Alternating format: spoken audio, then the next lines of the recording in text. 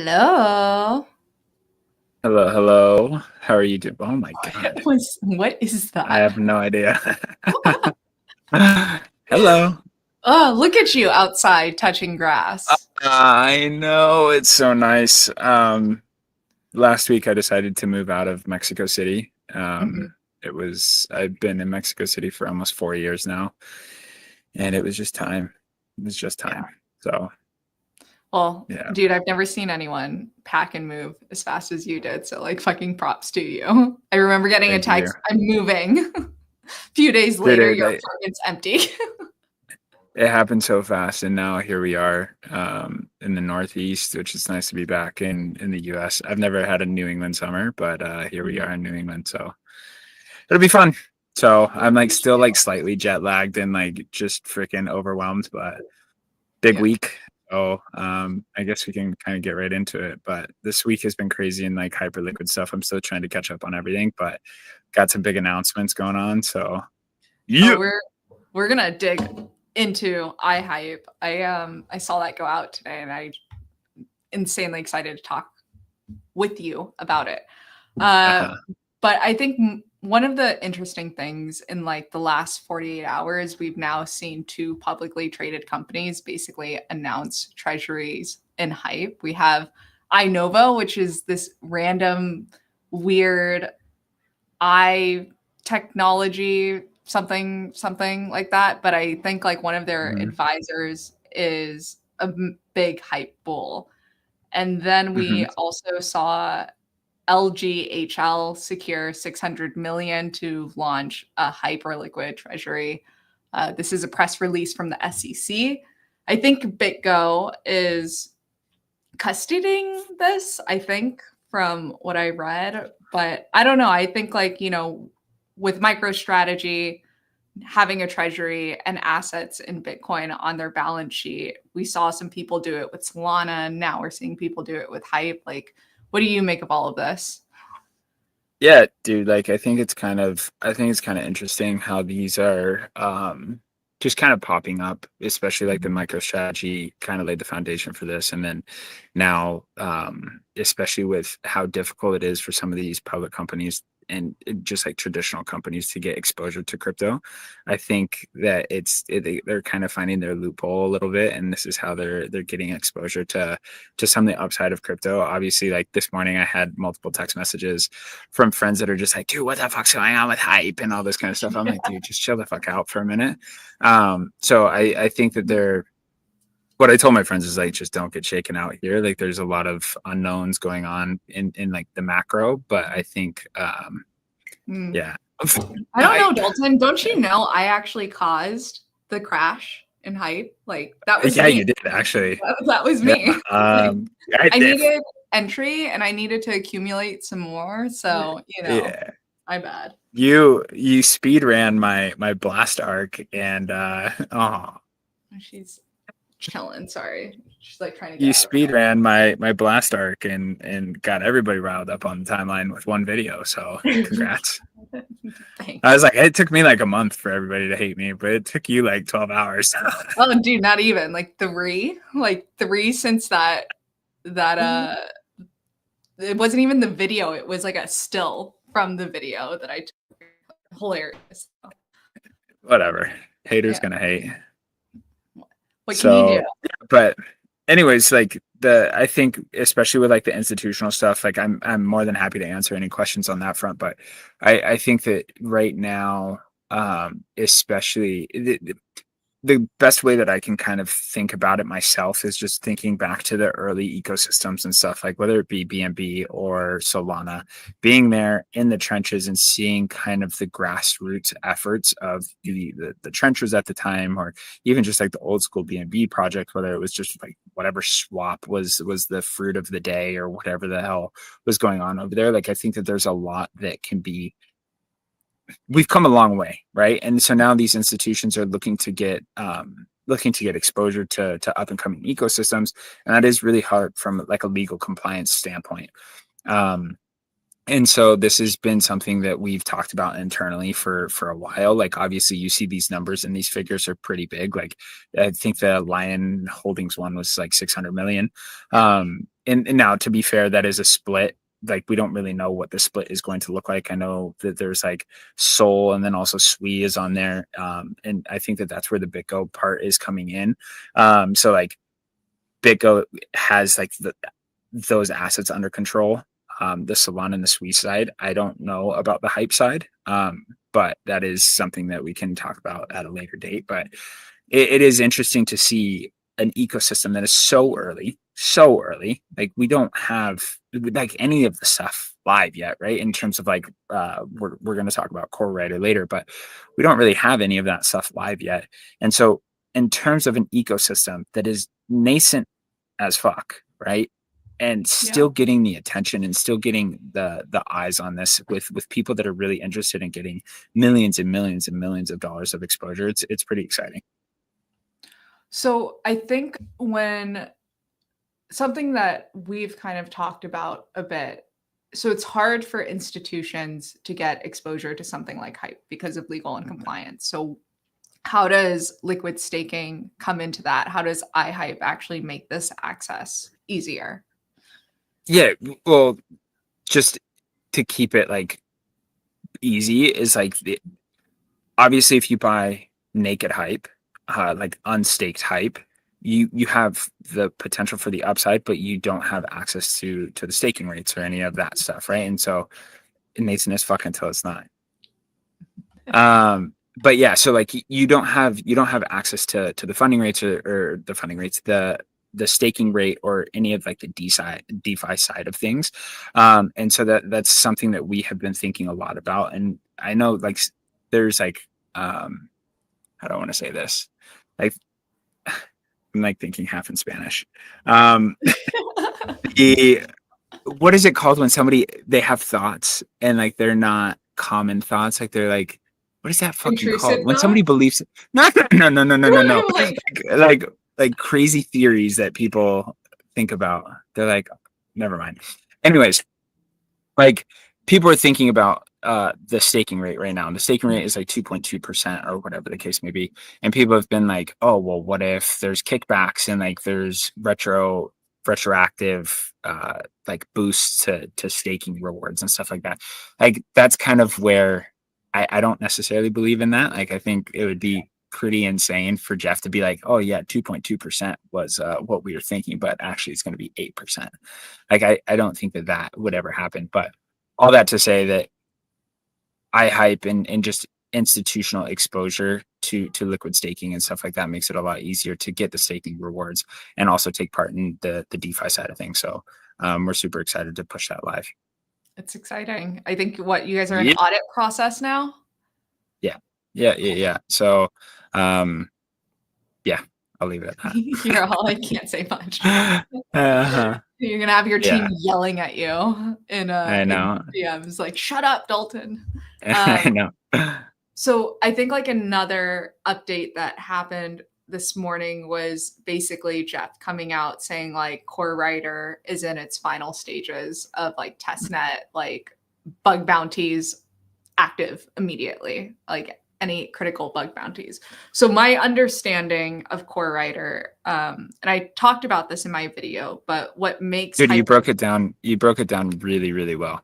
Really well. So you can I would just recommend anybody that's watching this go back and watch Jen's video because that was like the best somebody has explained it for anybody that isn't like super deep in the weeds.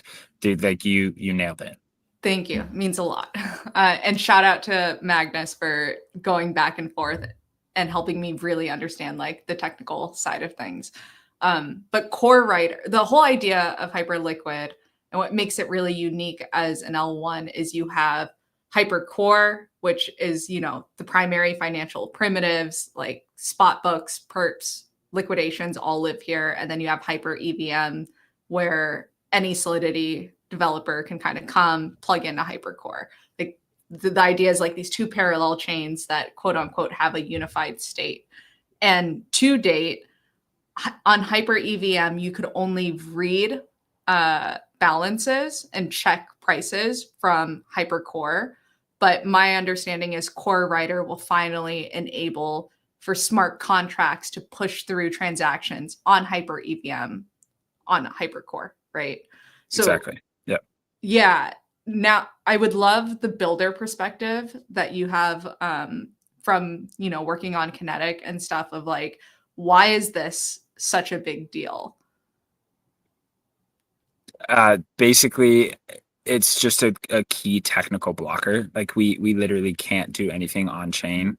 And that's where the writing comes in. Like, right, you have to like you need the read side of things because like you need to be able to check both sides of it's kind of hard to explain it, but like the two ecosystems that like live separately but also live together, right? Yeah. So like you need to be able to check both sides, but without being able to push through anything, without being able to write any transactions through, that's where that is like our key blocker. So this has been something that we've been talking about internally for months now. Like we knew that this was going to be like a waiting game. We didn't think it was going to take this long.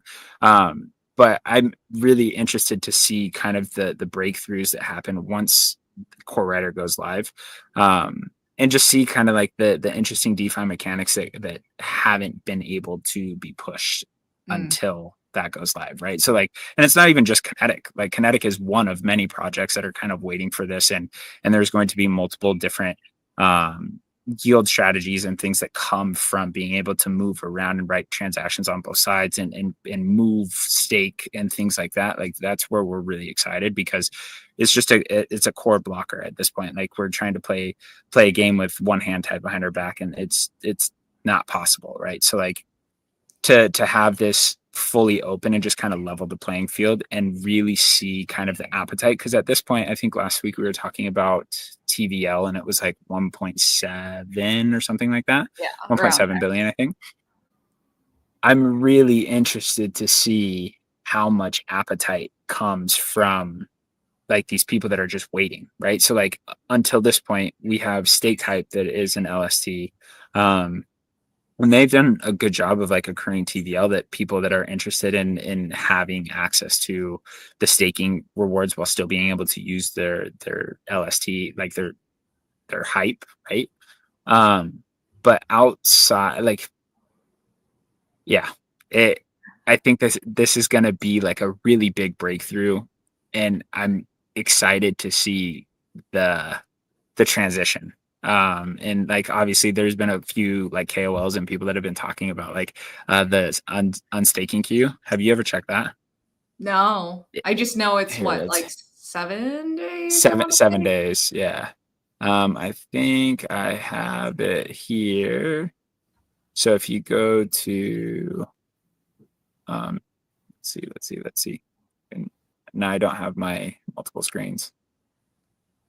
I need to remove this and I need to add this. There we go. Um, and I lost it because I'm so used to having two screens.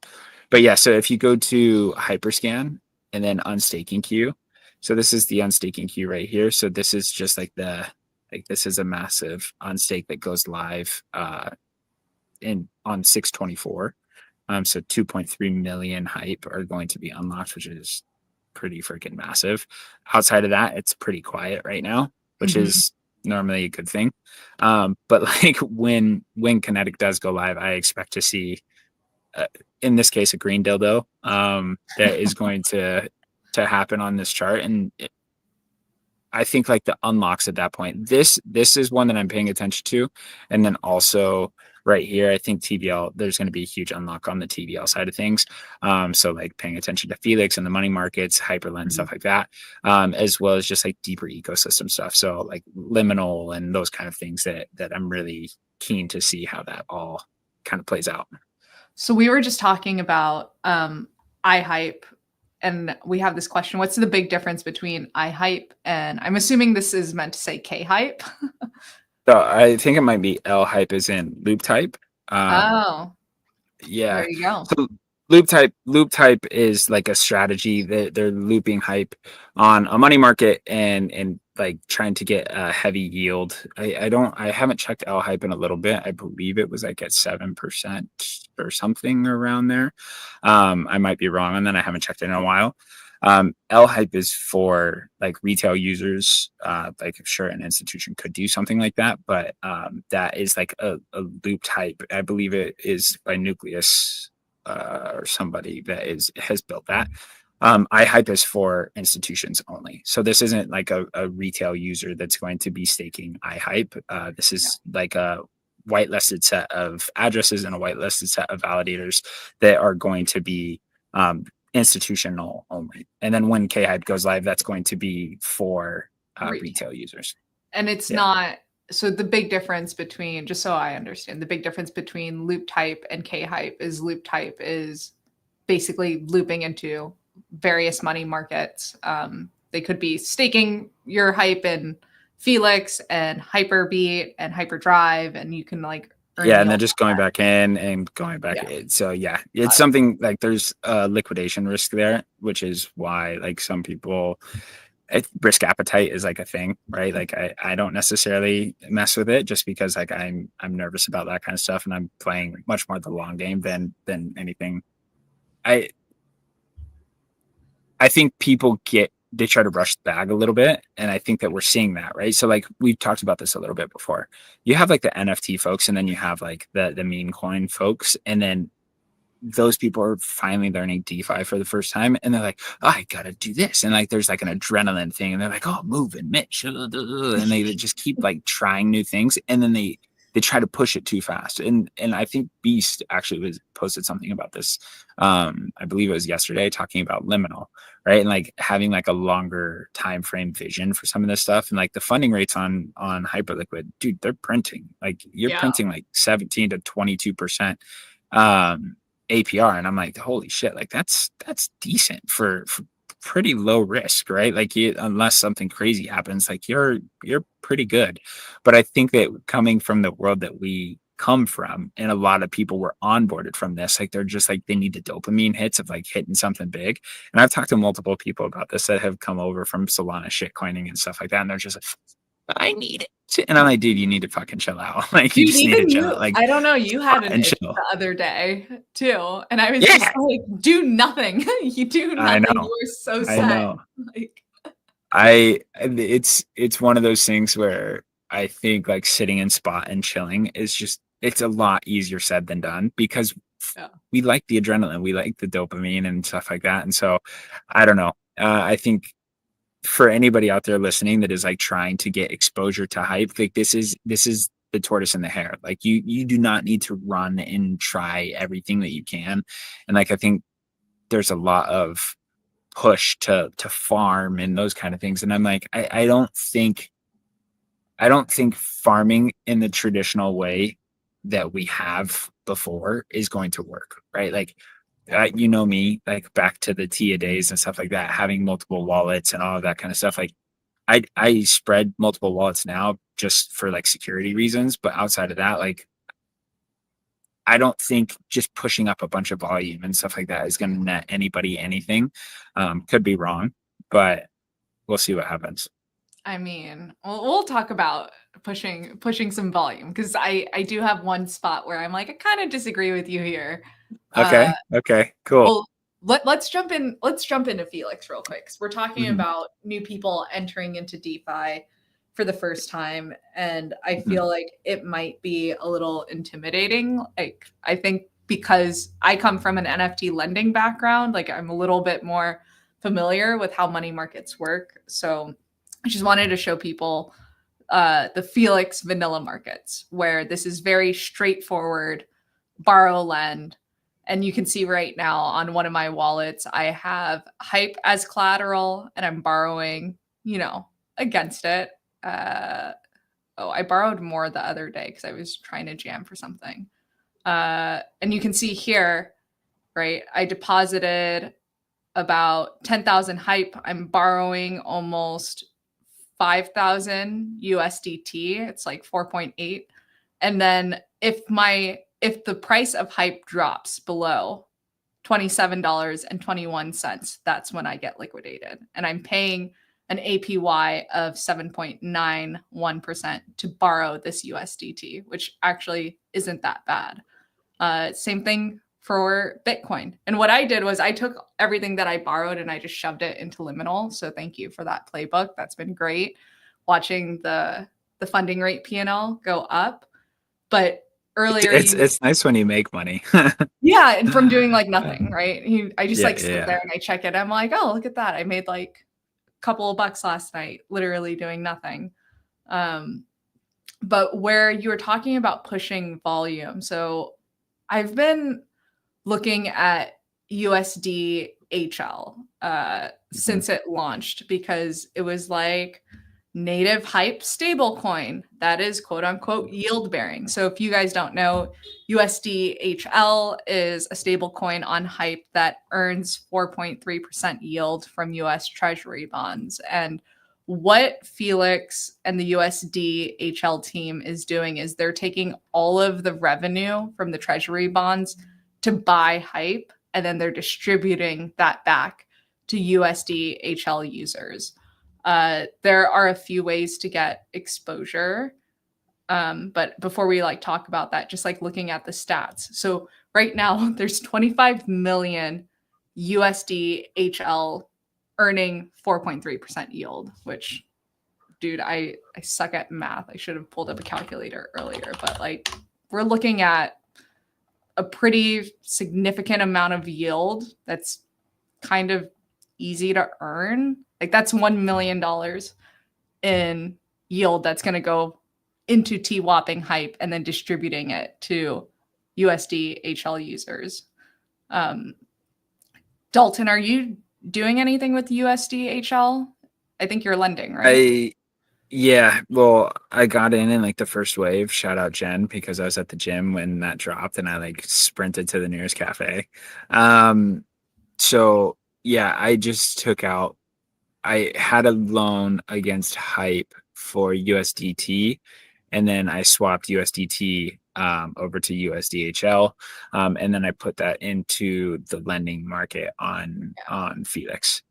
I'm And I haven't checked it. Like I've been moving, so like literally have not paid attention to anything. So I actually need this is like my week to finally get back into the mix. But So this is what I think is interesting about how they're distributing that hype yield, because it's not, you don't get the yield if you're just holding USD HL. You actually have to like put it to work. So it's split 50% between Hypercore and HyperEVM. On HyperEVM, you basically get it by, you know, the vanilla markets, I imagine, supplying the USD HL for people to borrow. It's unclear from the docs if you get it for borrowing USD HL. I imagine it is. But I would then, assume so. Yeah. yeah, but then you have LPing across a couple of different pools on HyperSwap and KinSwap. And then what I think is really interesting when it comes to pushing volume is the other 50% of the yield is actually going to people who are basically market making USD HL on Hypercore. And you get 3x weighted volume if you're doing maker volume versus taker volume. And if you don't know the difference, maker volume is basically setting limit orders, taker volume is just market buying and market selling. So it's fine. It's fine. No one's gonna listen to me Yeah. anyways because I'm a I'm like, toxic. shut up, Jen. Shut up, Jen. But yeah, I don't know. I thought that was interesting because if you kind of just look at the stats and you can actually you'll see what I'm doing with this one wallet, but if you just look at the overall total volume and user volume, I don't know. Maybe there's some alpha. Is that 80,000 user volume? Interesting. Yeah. All Yeah. I right. don't know. All I don't right. know. I don't know. Okay. How All do I right. stop staring? I'm really excited to see, especially with like how Circle's been performing and stuff like that. Like stablecoins to me have always been so I don't know. Like obviously we've talked about this, like the NFT world and the meme coin world and stuff like that. The last thing people have wanted to do is like mess around with stablecoins. Right? Like how many times have you held stablecoins in the last 3 years? I haven't. Like unless I I mean, was a few like times. I'm not gonna lie. very rarely for me have I been like, oh, I need to go into stablecoins. Like I would just hold Sol, ETH, whatever. Um, so yeah, it's something that I'm paying attention to now, and it's exciting, especially to see something that's like native Hyperliquid. So Yeah. And I then think I have quite a bit of hype that I'm unstaking just because the Kinetic boys have talked me into. I've been like farming, but like modestly farming, right? I'm like, okay, like I'll kind of I'll mess with some of this stuff, and now I'm like, all right, like game pace, right? farming So, high and I on. think one of those things, yeah, one of those things is like USDHL. I'm really excited to get deeper in the weeds on the stablecoin side of things, and we have like some guys that are big into LPing and stuff like that, and I've just been like, I'm moving, I'm doing this, I'm doing that, and I'm like, all right, game's on. Well, I think you're done traveling for a minute, so it's like lock in time. Dude, I have 2 months here. I have 2 months here, maybe even 3. And I'm like, oh, I'm sure the team is like, thank God you're done moving. Yeah. So it's other people's turns on the team to take trips. And for me, I'm locked in. So Let's I'm fucking pumped. go. Um, you know, Yeesh. I'll try not to like spill too much sauce in future streams, but yeah, I think that's one to definitely pay attention to. Okay, the last thing that I think would make sense for us to hit today is actually talking about the Hyperliquid improvement proposals. I Uh-huh. think high level, most people are familiar, but I think there's also a lot of people that see HIP3 and they're all like, oh, yeah, builder perps. Would Hmm. love to dig into all three of them with you because I actually need a Hmm. little bit of help understanding HIP2. Hmm. I think I kind of get it. Um, Hmm. but so HIP1 is basically the ticker auction. It's the native spot deployer for anyone that buys a ticker through the Dutch Hmm. auction that runs every 31 hours. Yeah. So Yeah. you can actually see it if you go to here. I'll flip this on. Add to stage. Nope, I gotta take this off. There we go. You're Here, on. bang. Yeah. Yep. So right here, this is Hyperscan. As you can see, this is where the fees are. So like if you ever see people that are posting the fees right here, this is like the annualized fee. If you go over it, this is the daily fee, and that's the daily fee or the 1 hour fee, and then that's also annualized, which I don't know who's annualizing 1 hour fees, but some people do it, I Hey, guess. But numbers go down up. here, you see, yeah, exactly. You see the auction. So this is the current auction running right now. So this is actually a new implementation. It used to just be in USDC that you had to buy the tickers. Now it's in Hype, which is exciting. So that's just like another way that they're taking Hype uh, off of Open market. circulating supply. Yeah. Um, so then, as you can see here, like these are the most recent auctions. Okay, so every 31 hours, one of these auctions kicks off, and the starting price of the auction. So, say this auction goes for 900 hype, the next auction is going to start at 1800 hype. So it's going to be double the hype Mm, total. So then it's a Dutch auction. So then it's just going to go down over time until somebody buys at that price, and that's that. Now rewind to like this is the chart right here, right? So this chart shows that like tickers were going for like $4,000. Now they're no longer going for $4,000. They're going for a little bit more. But up here at the Pico top, somebody bought one for $1 million. It was like 992,000 or something like that. And then it's gone down to around like 35,000. So that's on this front. on Yes, on question. the Dutch auction, is there a minimum floor price for the ticket? For spot, Yeah. no. Okay.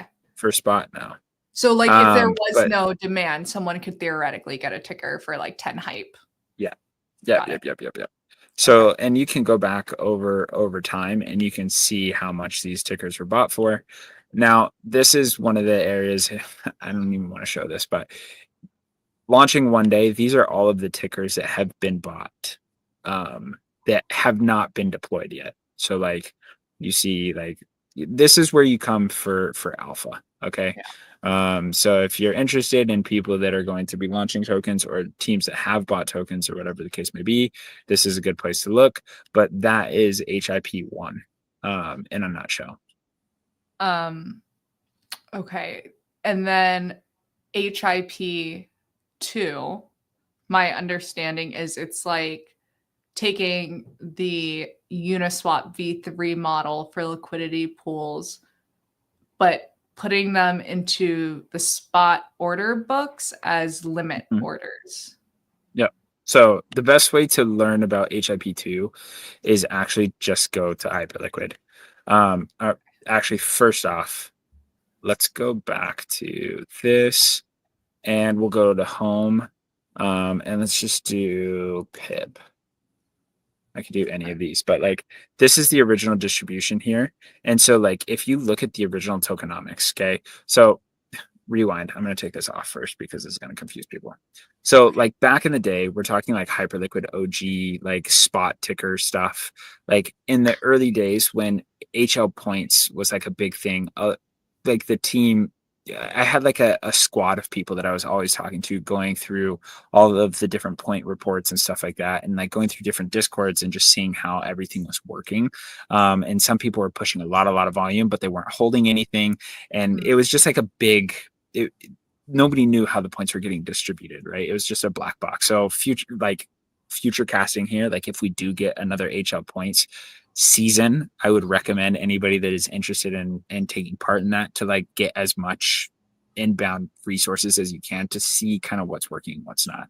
And you could do that now for like Felix points, right? Like I'm comparing and contrasting with people on Felix points all the time, but cool.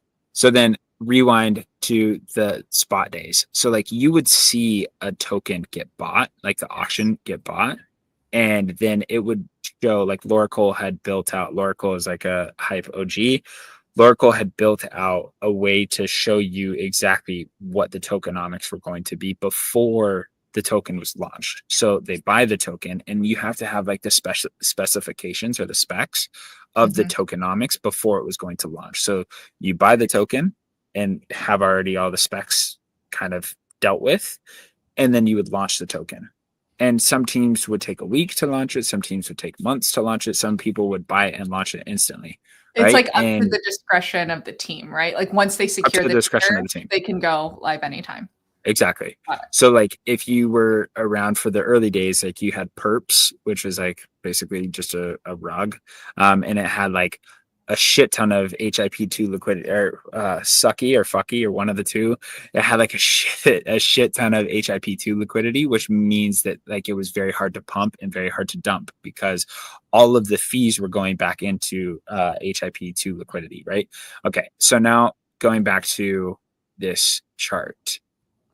So this is pip right here. So original distribution, there was like the burn address and then all of these people that were airdropped X amount, right? So this is the H fund deployer. H fund is the TG bot.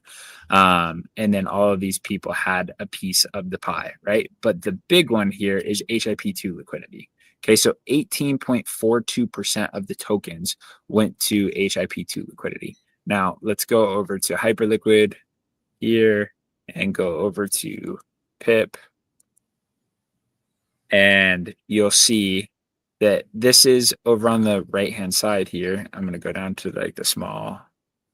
So you see whenever it lights up like green and red, if there's ever volume that is coming through here, that if somebody buys, you have $759 worth of like sell side liquidity that I can buy, right? At 16,471, 1652, 1656. Like these are the levels of how much money you can buy in those orders. So like a lot of people don't really understand how this like the club side of this works, but it's an order book, right? So like there has to be liquidity there if Yeah. you like buy into it. So like go to something that's like really, really tiny. Let's say some random bullshit. H God, zero volume, right? So like there's $2 in liquidity here, right? But this thing is like a 39,000 market cap coin. So like even if you go to like just a few, like 100th of a cent, or 1,000th of a cent. So like you could pump this price by like 20% with just $120, right? That's nothing. But then on the flip side, you can't sell into anything either, right? And so all this liquidity right here is actually HIP2 liquidity. So if we went to like the H God if you went to the HGOD thing, share this tab instead, HGOD. So then the original distribution here, HIP2 liquidity was 10% of the tokenomics went to HIP2. So basically, anytime somebody buys or sells, it goes back to the order book. You get what I'm saying? Yeah. So it's It, basically okay, this now makes sense because the docs on HIP2 is all about like bootstrapping liquidity, but uh-huh.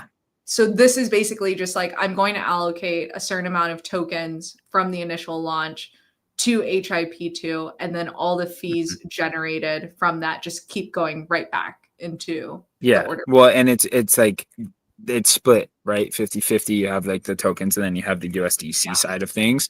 And so then it's just consistently rebalancing. So if somebody buys, then they put more into like sell side liquidity and vice versa, right? So if it starts pumping heavy, that liquidity is going to go to the buy side liquidity. And if people are selling, then it consistently kind of rebalances itself.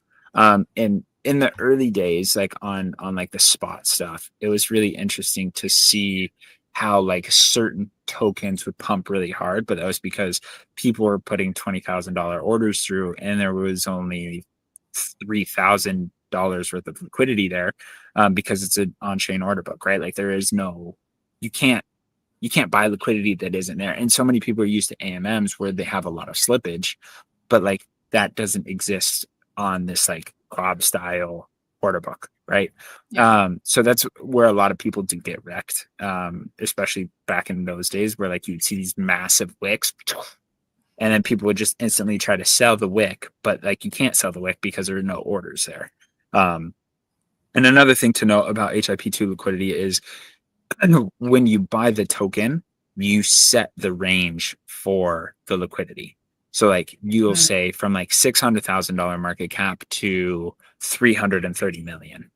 And then after 330 million or before 600K, you don't have liquidity there. That is the HIP2 liquidity, because that liquidity is set in this range. So it's like a concentrated range. So if it's above that, then you have to rely on external market makers. And if it's below that, you also have to rely on external market makers. Okay, So like that's one the of the unit big EV3 model, basically, of like exactly. selecting your LP range. Yeah, concentrated liquidity. Exactly. And so like one of the big ideas in the early days of like farming HL points was pushing things into like HIP2 liquidity range, right? So like if there was a token that had its range, there was one, oh fuck, I forget the name of it. I think it was farm, maybe. Hold on. Now this is gonna bother me. Started with an F. Yeah, farm or farmed, one of the two. I think it was farmed. Farmed accidentally opened their liquidity way too high. It was like at like 1.2 million or something is when the liquidity started instead of 120K. Like they messed up like the market cap. They messed up the liquidity range. And so then when it launched, it just like flopped and people were super pissed. But then like you were pushing, like people were like trying to get together to push this price up to 1.2 mil. And then people printed on points that week. And it was just like one of those things that was like, oh, maybe there's some like, there's a method in this for some of these. Yeah. And so then that was the whole thing. And yes, if way, like that we're not farming points anymore right now, but it's interesting. So that's HIP2 liquidity in a nutshell. Okay, that's super helpful. Thank you. Because I was like going through the docs. I'm like, okay, I understand the words, but like, what does this actually look like in practice? Yeah. So thank you for showing me the order. Anybody that is interested in that stuff, like just use Hypercore. And if you use Hypercore, and mostly on like the smaller stuff, like you're not going to really see it on like Bitcoin or ETH or anything like that, or Hype itself. But yeah, and I think Hype has like 0.1% is dedicated to HIP2 liquidity. I think I can look, but got it. Yeah. Okay, and then HIP3. This is builder enabled perps. So anyone, if they buy, what's the threshold? Like 1 million Hype. They need to like buy 1 million Hype and stake it. Then they can launch their own front end that taps into Hypercore and the order books. even their own market. But it's just like one market. So Mhm. like say somebody wanted to launch like a Bitcoin ETH market per market, then you would have to stake a million hype and then also buy a ticker. Now, going back to like the HIP1 stuff, on HIP3, there is a minimum. So the minimum is, I believe it's 10,000 hype, which at these prices is like 360K. So you have to pay 360K on top of having $36 million worth of hype staked in order to deploy a market. So you mean like deploy like a perp market specifically? So if I launch a shitcoin and my shitcoin does really, really well, and it's like, Yeah. I want my shitcoin to have Hyperliquid. I want it to be listed on Hyperliquid perps. I would have Mhm. to buy a million hype, stake it, and Yeah. then I would have to buy the ticker, which would put me on the Hypercore perp book. But then I can Yeah. also build my own front end for Yeah, and so like the building of the front end is like builder codes, right? So like there are two different things here that we're talking about. We're talking about builder codes, which is one, which is like having access to the infrastructure that Hyperliquid has built. So that's like the back end liquidity, the liquidity machine Mhm. that Hyperliquid has built. You plug into that via builder codes and you build your own front end shop. And you're like, okay, Got like if somebody wants to build a market that is like regional specific, whether that be Asia or LATAM or whatever the case may be, they can build that and then tap into the liquidity and the infrastructure of Hyperliquid and the Hyperliquid chain, which is really interesting, right? Because like it. Mhm. say there's like a Asia specific or a Latin specific like exchange that is tapping into Hyperliquid and it blows up for whatever reason. Like they have really good marketing and they have like their own incentives with their own token, right? They Mhm. can do all of that stuff and they can have like a separate chain like on the front end, a separate project that is building something and going after a very specific Demographic. user base. Yeah. Yeah, exactly.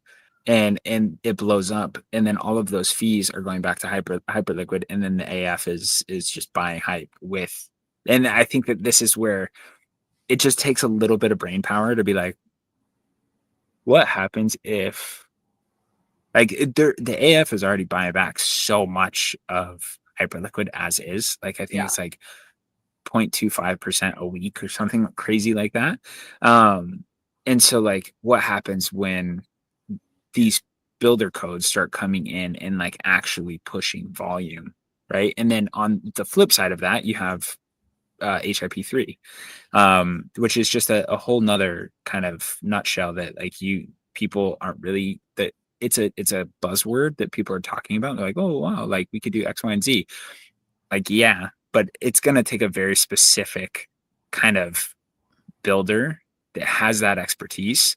Yeah. And because there's like slashing risk, there's all these risks that are kind of out there that people are kind of overlooking. So it's going to take a team that is very dedicated and well connected and all of that kind of stuff to actually build something like this out.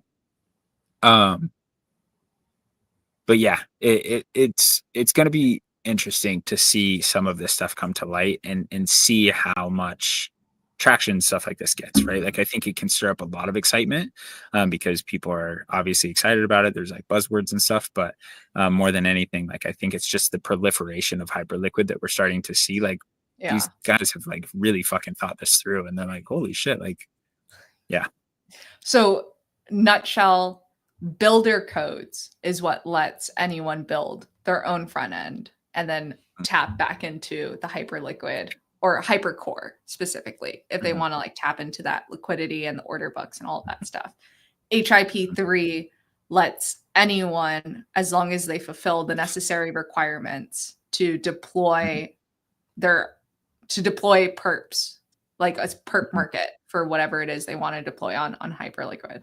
So I exactly. know Hyperunit is in testnet on HIP3 for levered equities with Nasdaq and S&P 500. Yeah. So in practice, what they're in testnet for is basically with HIP3, they'll be able to buy the tickers for NASDAQ and S&P 500, and they'll deploy those two markets onto Hypercore perps. And then separately, if they wanted to, they could just build their own front end for it with builder codes. Yeah, they could. Okay, got it. That's super helpful. Thank you. Yeah. You're like, yes, but it's just like, okay, I just need to like, what does this look like in practice again? Because you know me, I'm very visual. No, and like I think it only takes one or two of these to really take off for people to see how instrumental this is going to be, right? And like something that some people get really frustrated about the Hyperliquid team with is like coming from the builder side, it's like there is no favoritism, like there is none, right? Like it's not like we're hand in hand with Jeff, like grabbing beers or whatever the case is. Like that's just not the case.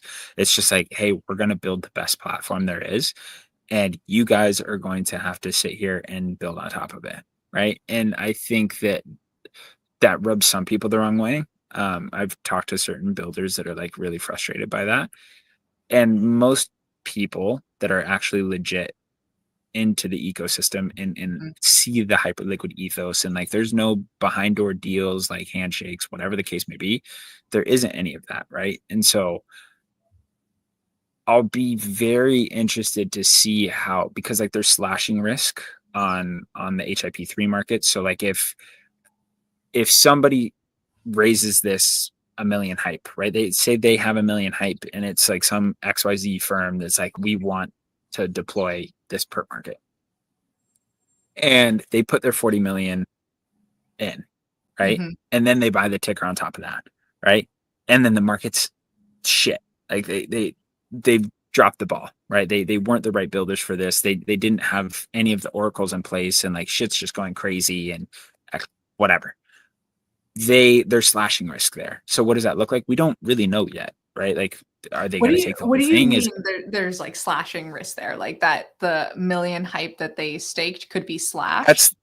That's their collateral, right? So that's their collateral saying like, hey, we're going to take care of like this market and it's our responsibility and we're putting this forward, right? So like this is our collateral. If something goes wrong, this is how we're like taking part in this. That's why there's that security requirement, right? So like exactly, so that you don't have like some scammer come in and be like, all right, I'm going to launch this market, and then they raise a shit ton of money and then they rug everybody. That would, with no, if that $1 million or million hype total wasn't there, you get what I'm saying? So it'll just be interesting. Like I'm really, really, really keen to see how this kind of all plays out, right? Because like how many people have 40 million hype? Like $40 million of hype, right? Like, so if you go down the leaderboard here, I'm on hype already. So let's go bang. Let's add it back in. There we go. Yeah. So like, if you look here, this is the hype, like holders, and like go down here. So this is Hyper Labs, Hyper Foundation, right? So they have like a shit ton of staked hype. So like they could deploy that. But then right here, they could deploy that. So 1, 2, 3, 4, 5, 6, 7, 8, 9, 10. There's 10 holders currently that could deploy a perp market, right? That's crazy to me. Crazy to me. So like, who is this buyer that's going to come in and like, you get what I'm saying? Like, is it going to be like a single team, or like, there's so many questions to be asked, but could it be the mid-tier sex perps markets moving over? Because you know, that's wild to think about. Well, and on top of that, like builder codes, right? So think about like if these sexes that already have front ends built out and already have huge user bases. So say like, I don't know, like KU coin or something like that. KU coin was interested in using Hyperliquid's backend. Like what happens at that point? That would be crazy because they already have a user base. So they're already established. But if you get what I'm saying? Like you start playing these mental gymnastics of like, oh, like what happens if X, Y, and Z goes down? Like, I don't know. But knowing that one, Core Writer is not live still. HIP3 is only in testnet. And like some of these like core, like not only business elements, but technical aspects, like taking all of that into consideration when you kind of like zoom out at your 50,000 foot view as someone who's like, you know, been in this ecosystem for well over a year. Like, is it cliche or naive to say that it's still early? God, it's like I think it was Larry Fink Jr. had commented something. He's like, I don't know how to take profits. Like, how do you take profits on hype? And I'm like, it's a hard question, dude, because I'm like, I haven't sold any of my hype and I'm not going to sell any of my hype. Like, just right now, I just don't see a reason to. Mm-hmm. And maybe that's like, I'm like hard pilled and I'm just like up only. And like, I see the vision and I've bought into it. um, and I guess the reason I think that is because like the lack of VC dumping is like something that actually it Is means real. something, right? Yeah, Like it's yeah, like, like you don't yeah. have A16Z dumping on your head, right? You don't have some of these big firms that got in at $2 million valuation that are now like just absolutely dumping hundreds of millions of dollars on you. It's not happening. So like it is PVE in that sense. Like the people that are in right now are in with each other. And there's only 130,000 holders on Hypercore. And yeah, I don't know. It's just so it feels early to me, right? Mm. In that sense. Um, Well, and what even are if the you top look six? at EVM, like the active Oh, dude. all of a sudden Yeah. EVM, it's like less than 15,000 on like Yeah. a busy day still. Yeah. And so that's where, and I don't expect that to last forever. Like I think that's where Core Writer comes in, and like all these different DeFi yield strategies start happening, and I'm excited to see like old ETH heads come over and like start messing with stuff. Like I just like genuinely interested, right, to see how that kind of all goes down. So yeah, I don't know. Like it's hard to say as somebody that is like, is it early? Like fuck, dude. It's not early. It's not. We're not like flipping buying points to get points. Like that's not. We're not at those days anymore. But in terms of like the ecosystem and actually being able to take part and build and stuff like that, I think we are still early. Like I could name a couple builder code projects, but like I don't think anybody else could. Like on the timeline, I don't know how many people know how builder code projects, right? Like I don't know how many people actually know the DeFi ecosystem that's getting built out. Dude, I guarantee So yeah, 90%, not even 90, like 95% of the timeline probably don't even know what builder codes are. they don't. And Like, that's in HIP3. Like they don't know what it is. And like you and I have like been research analysts in this space, and like you see certain people, like I think Kel had talked about it and just talking about, and Ansem has talked about it a little bit, just like holy shit, like when you like stop to think about this is actually really interesting. And it's like, get me? yeah. But not very many people are taking the time to do that. Yeah. I think that's where we can end today, unless you have any really cool alpha you want to give us from Kinetic. Look at that face. I mean, I'm waiting just like everybody else is. I'm like, Gib Core Writer. I'm just really interested to see the expansion and proliferation of like HyperEVM. Like I'm genuinely excited. Like all the calls that I'm having with different teams and getting to chat with people, and like everybody feels the exact same way, right? Like Yeah. we want this to go live. And so I think the news today of like, all right, it's like in its final leg of testnet. Like let's start like seeing if anything breaks and let's push it. Like I think that I woke up to those messages this morning and I was like, all right, It's lock let's in go. time. You It's like getting settled close. in It's your getting new spot close. like perfectly. I Like you know. timed it I perfectly. know. I'm excited. Yeah. So that's it for me. All right, guys. I think that's it for today. No remit next week, but I think we'll pick it up the week after. So Dope. hopefully Cool. we'll have some interesting updates for you by then. Let's do it. Thanks, All right. Dalton. See you guys. Bye. Bye.